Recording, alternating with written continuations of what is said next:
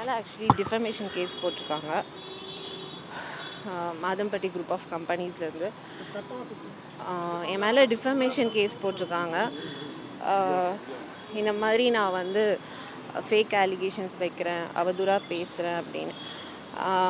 நான் எந்த ஃபேக் அலிகேஷனுமே வைக்கல. நான் இப்போவும் ஃபைட் பண்ணுறது இந்த குழந்தைக்காக மட்டும்தான். இந்த குழந்தைக்கு ஒரு ஜஸ்டிஸ் வேணுங்கிறதுக்காக தான் நான் ஃபைட் பண்ணுறேன். அதில் எந்த ஃபேக் அலிகேஷனுமே நான் வைக்கல.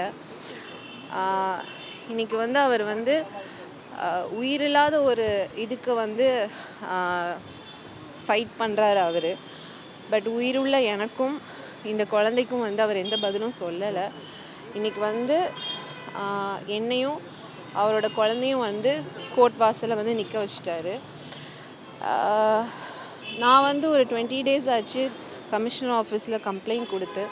பட் அதுக்கான எந்த ஒரு நடவடிக்கையும் எடுக்கலை.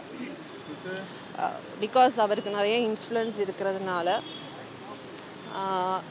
வெளியே வந்து அவர் வந்து நிறைய பேர்கிட்ட வந்து சொல்கிறாரு, இந்த மாதிரி நான் இவங்களுக்கெல்லாம் ஃபுட் பண்ணியிருக்கேன், ஜட்ஜுக்கு ஃபுட் பண்ணியிருக்கேன், நிறைய செலிபிரிட்டிஸ்க்கெலாம் பண்ணியிருக்கேன், ஸோ என்னை எதுவும் பண்ண முடியாதுங்கிற மாதிரி வெளியே பேசிகிட்ருக்காரு. காசு பணம் இருந்தால் என்ன வேணாலும் பண்ணலாம், தப்பு பண்ணிவிட்டு எஸ்கேப் ஆகிடலான்னு நினைக்கிறாங்க. பட் நான் வந்து ஜஸ்டிஸ்க்காக மட்டும்தான் போராடுறேன்.